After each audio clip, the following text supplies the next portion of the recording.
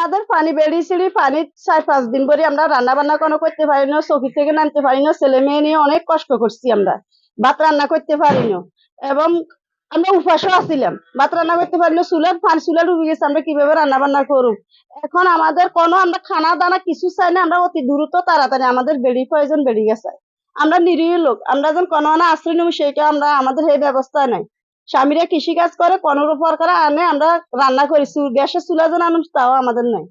হঠাৎ বেড়িবাঁধ ডেঙ্গে 1 নম্বর 2 নম্বর 3 নম্বর ওয়ার্ড পানিতে ভেসে গেছে, অনেক মানুষের ক্ষয়ক্ষতি হচ্ছে।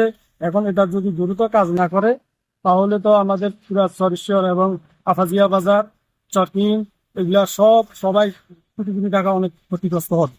এই বিশেষ করে বেশিরভাগ আপনার ব্যবসায়ীদের ক্ষতি হবে। জোয়ারের কারণে আমাদের নদীর ঘর দুয়ার বিলীন হয়ে গেছে এবং পুকুরের মাছ চলে গেছে এবং জোয়ারের কারণে খুব কষ্ট করতেছি এবং জোয়ার অতি দ্রুত আমাদের বেরির কাজটা শেষ করার জন্য আমি আহ্বান জানাচ্ছি সরকারের কাছে। হাতিয়াটা কিন্তু পুরানো একটা দ্বীপ, এটা ভাঙতে ভাঙতে অনেক ভাঙিয়ে দিকে চলে গেছে। আমার জানা মতো এখান থেকে প্রায় আমরা 15-20 কিলো আমরা ওইদিকে যেতাম। এখানে একটা মাদ্রাসাতে মূর্তি, আমি কিন্তু মূর্তি মাদ্রাসা পড়ছিলাম অনেক দূরে, কিন্তু ভাঙতে ভাঙতে ভাঙতে ভাঙতে আজকে আমাদের যে আফাজিয়া বাজারটা ওই বাজার পাশে চলে আসছে।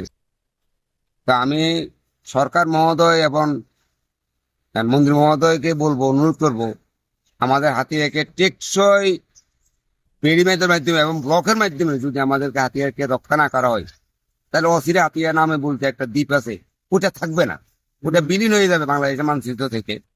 কিছুদিন আগে আপনারা একটা সিগন্যাল হয়েছে, ওই সিগন্যাল আমাদের দেখেন, বেড়িবাঁধটা আপনারা দেখেন, আপনারা নিজেরা আসছেন, প্রায় 250 মিটারের মতো আমাদের বেড়িবাঁধে ক্ষয়ক্ষতি হয়েছে। ততক্ষণে ইমার্জেন্সি ভাবে আমাদের প্রধানমন্ত্রী তারেক রহমান এবং মন্ত্রী মহোদয় এবং পানি উন্নয়ন বোর্ডের কর্মকর্তাদের সহযোগিতায়, যারা হাতিয়াতে পানি উন্নয়ন বোর্ডে দায়িত্বরত আছে, তাদের সহযোগিতায় প্রতি জরুরি ভিত্তিতে ইমার্জেন্সি আমাদের বার্তা শুরু হয়েছে।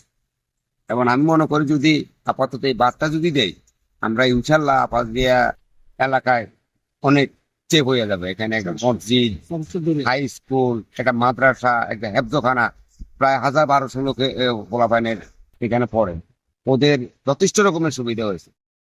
হাতিয়া উপজেলাটি অবস্থানগতভাবে একটি উপকূলীয় উপজেলা এবং অবস্থানগতভাবে সবসময় দুর্যোগের মুখে থাকে। তা আমাদের গত যে নিম্নচাপে হাতিয়া উপজেলার বেড়িবাঁধের 2টি পয়েন্ট ক্ষতিগ্রস্ত হয়েছে, আমরা সাথে সাথেই জিও টিউব দিয়ে আমরা ওখানে ব্যবস্থা নিয়েছি এবং পর্যায়ক্রমে অন্যান্য যেসব দুর্বল পয়েন্ট আছে আমরা সেগুলা অ্যাড্রেস করার চেষ্টা করছি।